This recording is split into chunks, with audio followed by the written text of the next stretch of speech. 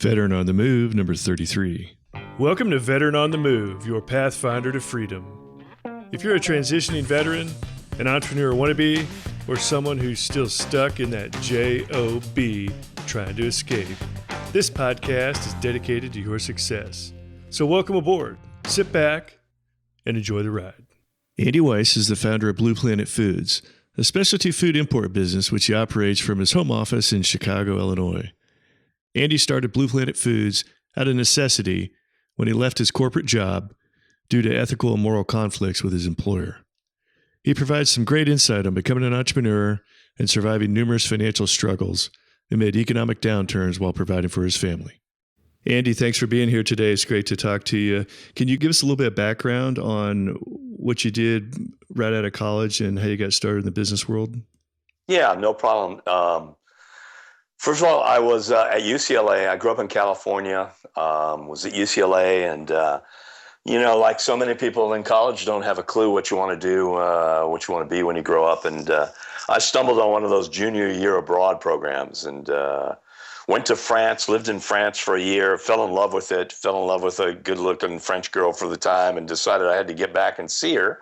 And the only way that I could imagine doing that was being a teacher in France. And I inquired after I graduated from UCLA, and I was offered a job teaching that would have paid me next to nothing, and I could have starved in Paris like so many writers and teachers and folks of that ilk, and decided that I had enjoyed also the fine food of France and wanted to buy a few meals. So I had to rethink my strategy.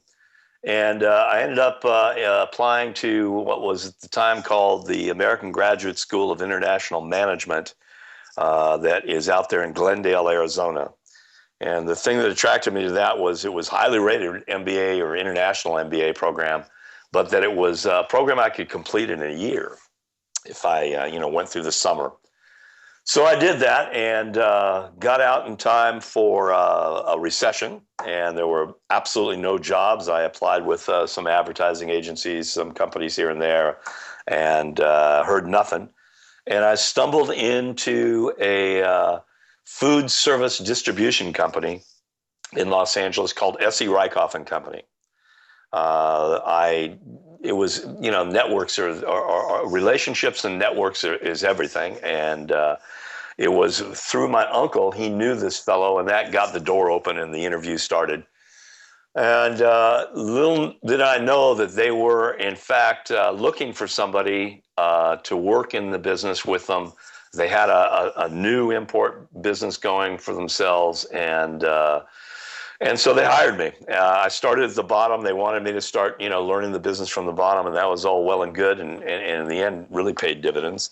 So I started out in their warehouse and very quickly moved into their sales. And all the while, the head of the company knew and wanted me to go work with the fellow who was running their import program. And I did that. I entered into that in about a year and a half after starting with the company. They were importing from about 15, 20 countries at the time. And I learned from a fellow named John Adler, who was an immigrant from Europe, escapee of all of that. And he was very open with me and took me about and showed me the ropes, and I learned quite a bit on somebody else's dime. It was the best education I had, and it did what I needed, which was to get me overseas. I would travel for 3 weeks at a time and this and that. And all on their dime, and learned the food business. And a few years later, he retired, and they made me the head of the program. And that portion continued to grow. And it was during the 80s, early 80s, when the imported and specialty food business started really taking off. People were interested in, not just Italian food marinara sauce, but suddenly, real cuisines. And then the Asian cuisine started behind it, and all of this. And I was willing to go to places that most people didn't want to go. Folks like going to Paris, and I do too, but they really didn't want to go down into Morocco, or they didn't want to go to Indonesia and look at the tuna factories. And I was more than willing to go do that, and had a great time and made the company lots of money. like so many companies, it evolved and it grew, and I grew with it. And I took a personal feeling of ownership. I mean, I never felt that it was anything but my company, even though it wasn't. And it was an environment in which I was really fortunate to learn about an international trade. Met people all over the world, different producers, packers, agents, different types, different characters, and the company got through transitions, ended up being sold to another company that basically brought us out here to the Chicagoland area. It became Rykoff Sexton at the time, and then U.S. Food Service, and there were new bosses every 5 minutes, it seemed, and every time I had to re-explain what our little segment of the business was, because the food service industry was 90% domestic, equipment, supplies, Heinz ketchup, stuff like that. And the import and specialty food was still pretty apart. Most of these companies that do food distribution at the time and to this day, they buy from other importers. And we were one of the few that had an in-house import program. And I made them tons of money. We made them tons of money. They were really... It was great because they were interested in quality, so I learned a lot about the products. And it was great for them because they made a tremendous profit by cutting out an outside importer. And long about those days with one of the newest owner, my new boss came to me and said, "Hey, Andy, we want you to create 50 purchase orders for containers of tuna fish." And I said, well, I've got that pretty much covered. I have my bookings. It's looking good. I've got the flow for the next 6 months. We don't need any more POs. And he said, I didn't ask you that. I said, do this. And my little hairs went up, and I said, well, you got to forgive me, but a purchase order is a legal document. And I don't particularly fancy putting my name to something that I don't know what we're talking about. And it was one of those situations that immediately became uncomfortable. And I've been in political situations in the corporate world, but I had not quite been in one like this. And about 6 months later, they closed my import business and got themselves an outside importer. I subsequently learned that they had been cooking the books and that they had overstated by taking these types of purchase orders and saying that they had allowances that were coming with them attached, and were overstating the books. The revenue looked, at the time when they were going through legal proceedings, it looked like they were about $750 million overstated in a sale from U.S. Foods. They sold themselves to a company in Holland called Ahold, and they had overstated the books by $750 million. So, yeah, that was a stunner. My wife to this day says, well, the good news is that we didn't have to hire a lawyer. And the bad news is that you're out of a job. So that was an interesting period because I had a young son who was just starting high school and an older son who was just starting college, and I was out of a job. I was given an opportunity to go down to talk to another major distributor. And I thought, well, it's just changing the cast of characters, and I could be in that same situation again because you just have no control. And I'd long complained about how things had evolved with the buying and selling of the company, that I should start my own business. And I had a very good friend in Spain who told me, well, hey, Andy, this is a chance. Let's try to put something together. And so we did. I started a company called Planet Foods Ltd. in the year 2000 with a partner in Madrid. He and I are the majority owners. We have a couple of smaller shareholders who helped, Andy up so that we could afford to buy some groceries to sell. And we started importing product from small amounts, artichokes and anchovies and such, from Spain primarily, a little bit from France, a little bit from Italy, and tried to, make things meet and, balance with what my very small customer base was, and mix and match. And so for the next 18 months, Blue Planet Foods made nothing, and but I was spending money. It was very challenging. My wife was looking at me saying, well, when do we start actually writing a check to ourselves? And I could only kind of grit my teeth and say, soon, dear, soon. And then 9/11 happened. And 12 months into the start of Blue Planet Foods, and business really stopped. And obviously it was an earth-shattering event for everybody on the planet, including my 15-year-old son who had just started high school, and it completely altered his trajectory. He ended up joining the Army at 17. And I was lucky because the business did start moving and growing, and I had some good connections from my years before that had evolved into new positions throughout the country. And I was even able to sell my old company, US Foods, on a branch basis. People who knew of me and knew the quality programs and such like that gave me an opportunity to build some business with them. And so little by little, we were able to start making some money. And here I am 14 years later, Blue Planet Foods still operating. And the business plan that we put together at the time was to explain to our customers and bring to them product that they would know exactly what they were buying and that the price value ratio was in balance. It turned out that nobody had time to hear any of that, and the business plan ended up being you have to just supply me today. And so basically that's what we do. We learn from our customers what they need, and we try to fit that need to international logistics and bring it in and warehouse it in the West Coast, the East Coast, and a little bit here in the Midwest, and bring them next day delivery if that's what they need. And it's morphed now to where the company is still pretty darn small. We're about a $2 million a year company, but if you have good customers and steady flows, the numbers are pretty solid. And my eldest son started a internet business, Donostia Foods, that is growing like a rocket ship. So that part looks good for the future. And here we are today talking about opportunities. Now, some of the things you mentioned for some of the European countries that you had started importing, are you still doing the same kind of stuff? Because a lot of the stuff you're importing from there is really common stuff that's also grown here in the U.S. And so I'm trying to figure out what the play is or what the niche is on like artichokes, for example. Yeah, well, artichokes is a perfect example. It is true that there is an artichoke industry in California in the United States, but it's about 2% of the total available artichokes on the planet.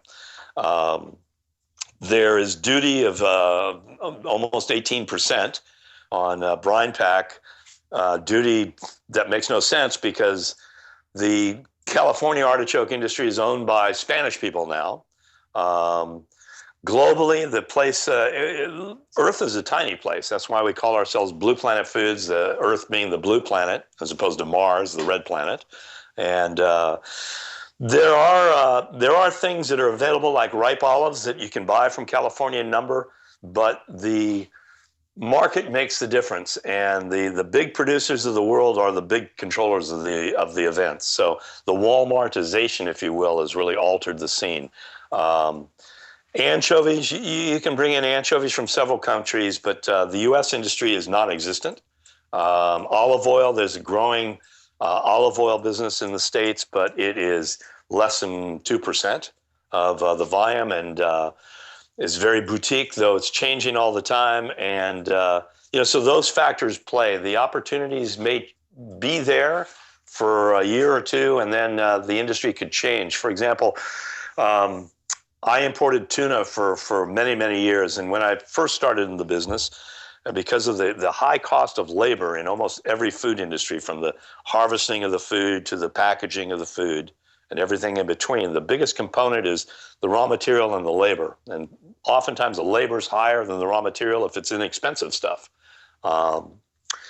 So the tuna that I would buy first began in Japan, because post World War II and through into the 60s, Japan was one of the premier packers of tuna fish, and because their labor costs were low.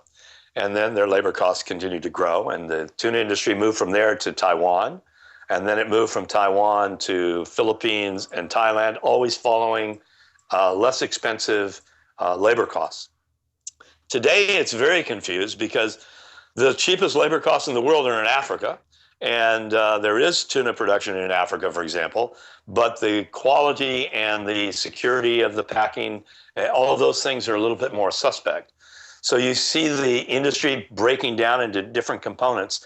So they're really the internationalization of almost every industry comes to play. So you have Starkist that no longer packs any tuna in the United States, but they do bring in frozen loins that are already cut and prepared in other places in the world, and then they pack it here, maybe in California to a small degree, and in America, Samoa, and in Puerto Rico, and so it's very confused. But the opportunity is knowing what you're buying and bringing good quality to your customers that is consistent and priced effectively. And that's a shifting dynamic all the time, but it doesn't shift overnight. So we're able to work with people in a changing climate that arrives at those things. So for example, when I started, there were maybe 250 artichoke packers in the world. And today there may be maybe 25. I mean, that's a dramatic shift of events. So as you go to supply that, you become just a small part in a huge machine, except for one detail, and that's called personal relationships. And that network is what makes a difference for my company, and I think for other companies as well. And in fact, it's an advantage of my company of being small. It allows me to get better quality because I don't have to tax the producing company by getting overwhelming numbers. I mean, they're able to bring me what I asked for from specification point of view, because I'm only asking for maybe 10 containers, not 1,000 containers. And so those kind of advantages, it's like stealth or guerrilla marketing, if you will. It really is very helpful. But yeah, it's a changing world, and the opportunities are constantly shifting. Yeah, that's interesting. Because as you're talking, I'm thinking, back in the 70s and 80s, import-export businesses were good because those relationships had to be established, and it wasn't easy to just pick up the phone and call somebody overseas. But now with the internet, if I want to buy artichokes, I would think I could just go to the internet and buy artichokes and I'd be fine. So you mentioning that the personal relationships that you have and maintain become crucial in actually staying in business. Absolutely. So where are you at on, you give us an idea, put some things in perspective on what kind of volume and revenue numbers you're putting on the board?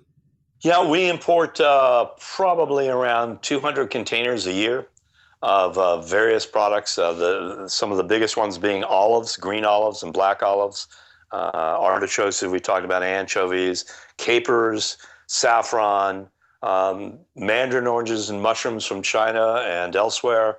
And then we also branch into specialty food, which is really where the industry really began. I mean, when you mention, there are artichokes here, or why do we have to import, anything in the end? Because obviously we have everything in this country if we really put our heads to it.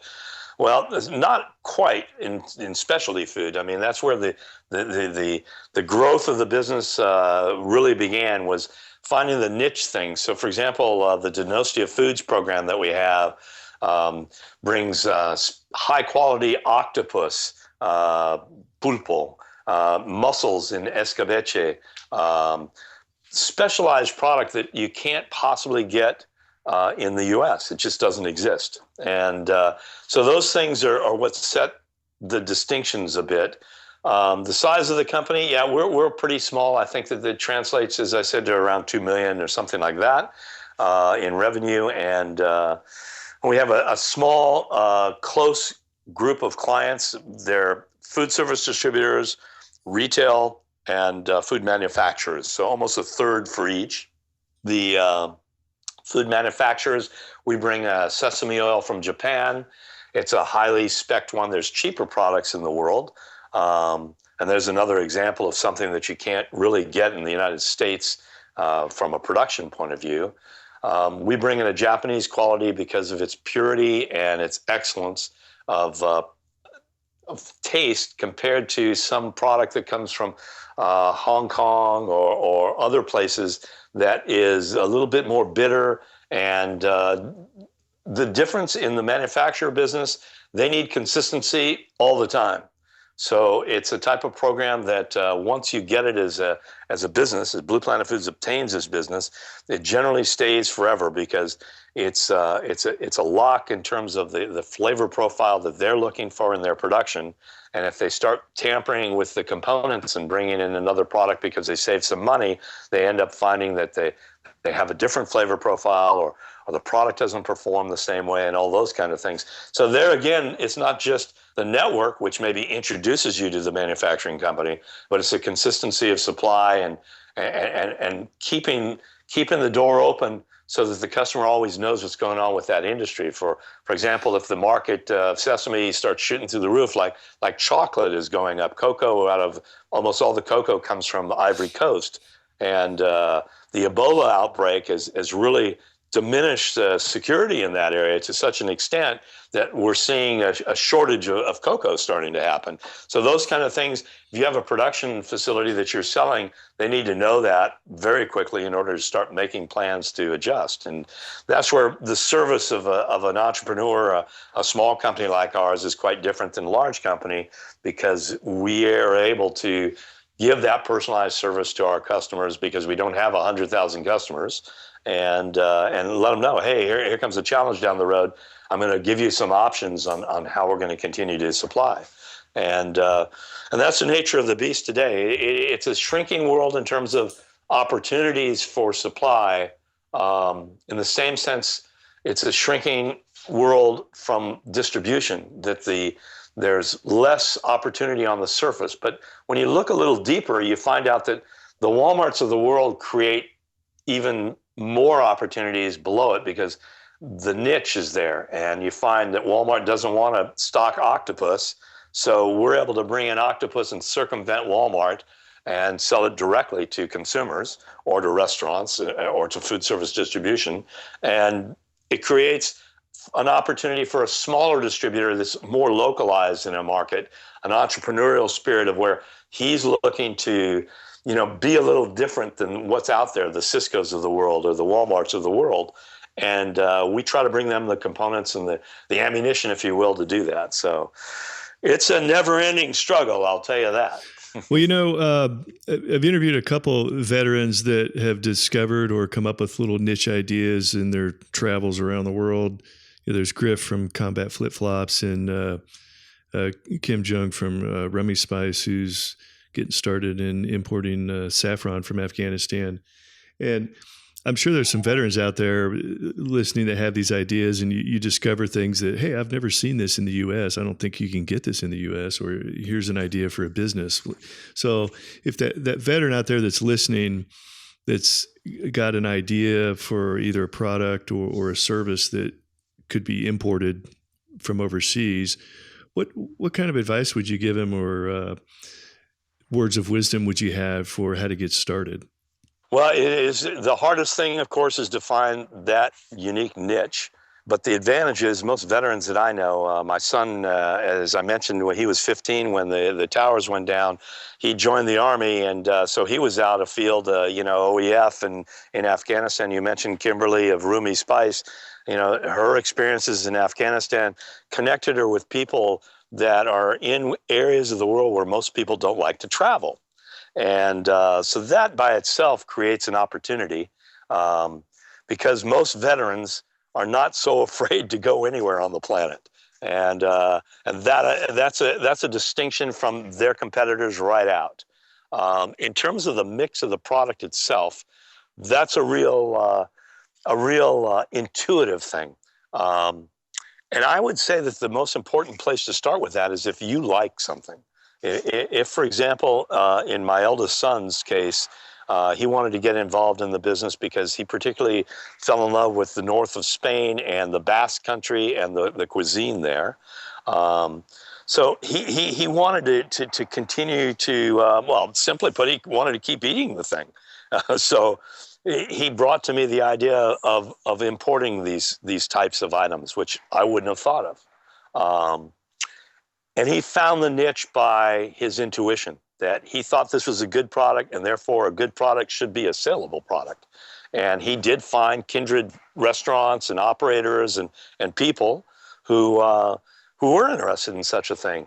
And as it was not readily available, it created that opportunity. So my advice to anybody who's setting up a business to begin with is do something that you feel is completing you, is making you feel right.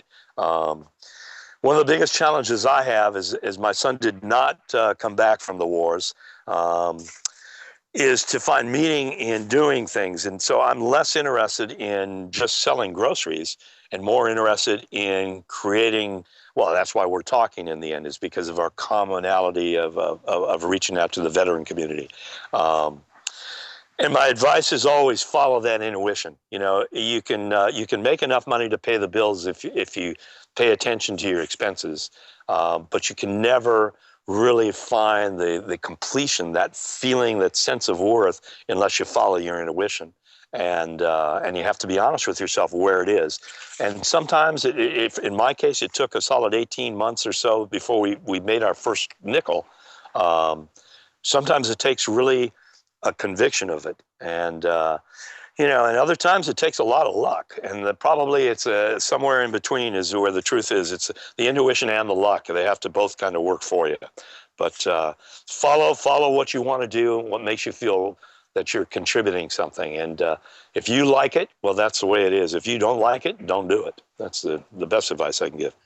Great advice, Andy. I appreciate it. And I do want you to know that I appreciate your son's service and sacrifice. And, my heart goes out to you and your wife and your other son.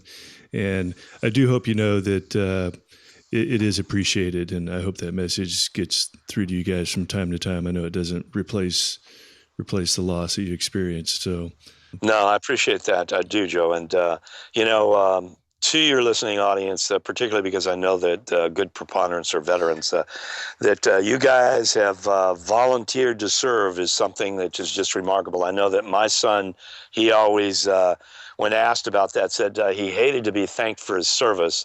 But I said, well, I'm not thanking you for your service. I'm thanking you for volunteering because you saved somebody else's mother's son from having to go.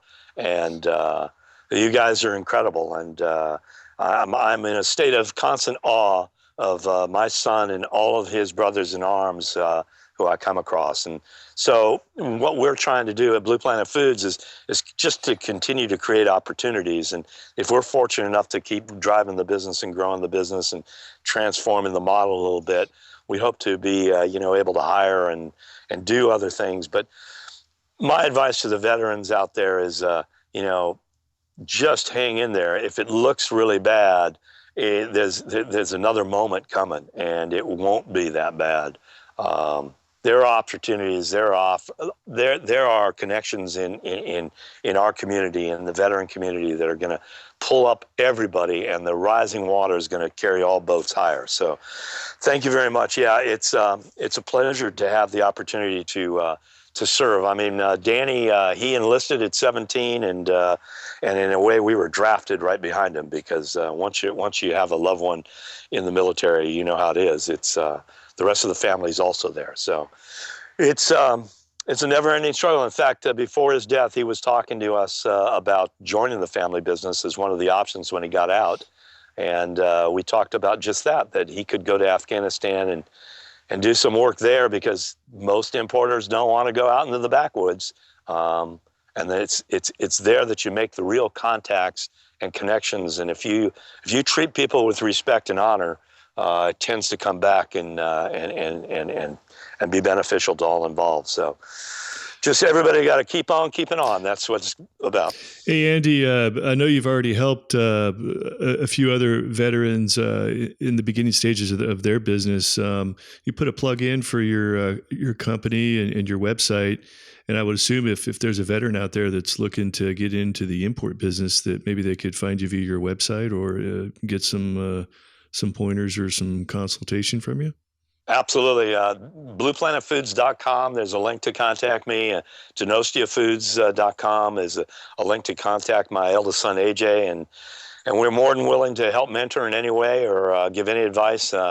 There's a huge world of food out there. So it's not, I'm not too concerned about setting up competitors. I think that it's always a connection and a network thing. It's not so much, there's plenty of food and plenty of mouths who want to eat food. So there's a lot of opportunities. Yeah, I'd be more than happy to consult or help with anybody in any way that I can. All right, Andy, thanks again. And as we close this up, I'd like to give you the last word, and then we'll wrap it up. Well, that's a challenge. I will say that it is a tough transition, I think, from where you sit. I don't have the personal experience, but I see a lot of the brothers of my son who come back and are not sure how they fit in, and they look to other people to solve those problems sometimes, and that never really works out. The best thing to do is to just keep moving through it. And there are opportunities out there, and they're stunning in how they come at you. And keep an open mind and open heart, and do the best you can. And the best opportunity to me is one of service, and you guys have already done that. So I have nothing really to add other than what little bit I can add back. I'll do my best, and I hope all your listeners out there will do their best as well. And we'll see if we can't save this world yet. All right, Andy Weiss, thanks for being here today, and thanks for sharing your story. Appreciate it. Thank you for the opportunity, Joe. Thank you for listening to Veteran on the Move, your pathfinder to freedom. If you like the show, leave us a review on iTunes. Reviews are always greatly appreciated. So until next time, this veteran is Oscar Mike.